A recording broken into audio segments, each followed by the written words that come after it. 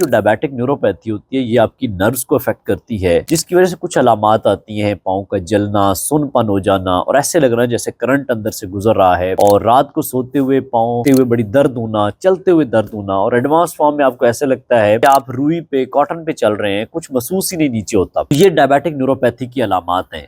आप नाउमीद मत हो, ये काबिल इलाज बीमारी है। अगर आपके पाँव जलते हैं, सुन्न होते हैं और ऐसे लगता है जैसे बिजली गुजर रही हो इनमें से, और हर टाइम दर्द करते रहते हैं, तो ये काबिल इलाज बीमारी है। आप नाउमीद मत हो और ये वीडियो लाजमी देखें, जिसमें मैं कुछ नेचुरल चीज़ें बताऊंगा जिनका इस्तेमाल करके आप डायबिटिक न्यूरोपैथी के अलामात को कम कर सकते हैं, कंट्रोल कर सकते हैं। सबसे पहले जो डायबिटिक न्यूरोपैथी होती है ये आपकी नर्व्स को अफेक्ट करती है, जिसकी वजह से कुछ अलामात आती हैं, पाँव का जलना, सुनपन हो जाना और ऐसे लगना जैसे करंट अंदर से गुजर रहा है, और रात को सोते हुए पाँव रखते हुए बड़ी दर्द होना, चलते हुए दर्द होना, और एडवांस फॉर्म में आपको ऐसे लगता है जैसे आप रुई पे, कॉटन पे चल रहे हैं, कुछ महसूस ही नहीं नीचे होता। तो ये डायबिटिक न्यूरोपैथी की अलामात हैं। तो इसको कैसे रिवर्स करें, कैसे कंट्रोल करें नेचुरल वे में, कौन कौन से चीज़ें खाएं जिससे ये ठीक होना शुरू हो जाए।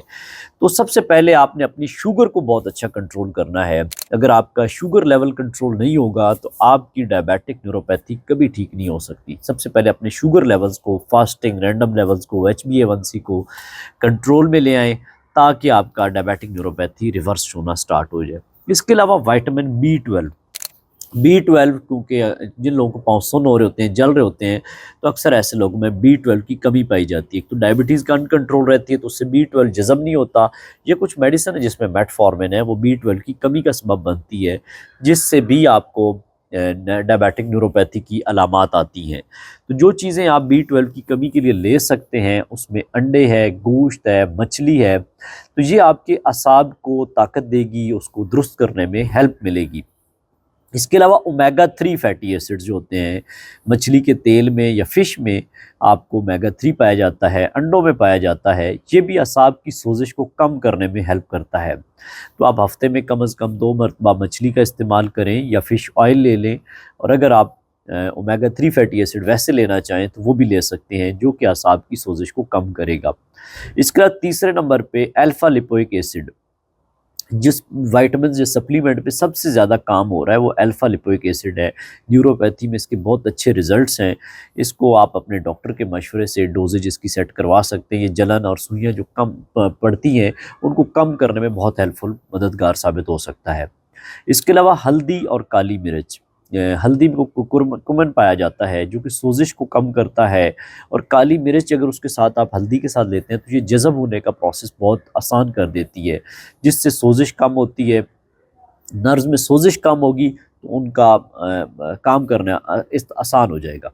इसके अलावा वॉक और स्ट्रेचिंग एक्सरसाइजेज लाजमी करें, क्योंकि जब आप वॉक करते हैं, वर्जिश करते हैं, स्ट्रेचिंग एक्सरसाइजेज करते हैं, तो उससे खून का बहाव आपकी टांगों की तरफ ज़्यादा होता है, जिससे भी न्यूरोपैथी बेहतर होती है।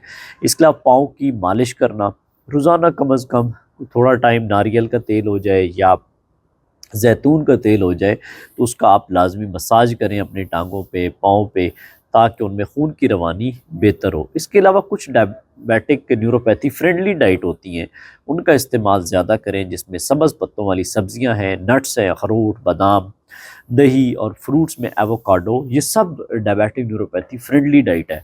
इसका इस्तेमाल आप करते हैं, शुगर का कंट्रोल बेहतर करते हैं, तो आपकी डायबिटिक न्यूरोपैथी कुछ ही हफ्तों में आपको तब्दीली नज़र आना शुरू हो जाती है। अगर ये वीडियो पसंद आए तो इसको लाइक करें और ज़्यादा से ज़्यादा दोस्तों तक शेयर करें, ताकि वो अपनी डायबिटिक न्यूरोपैथी को आसानी से रिवर्स कर सकें, और कमेंट सेक्शन में बताएं कि आप अपनी डाइट में इसमें से कौन सा कंपोनेंट फेवरेट है आपका जो आप लेते हैं, और आपकी डायबिटिक न्यूरोपैथी के क्या हालात हैं। अल्लाह हाफ़िज़।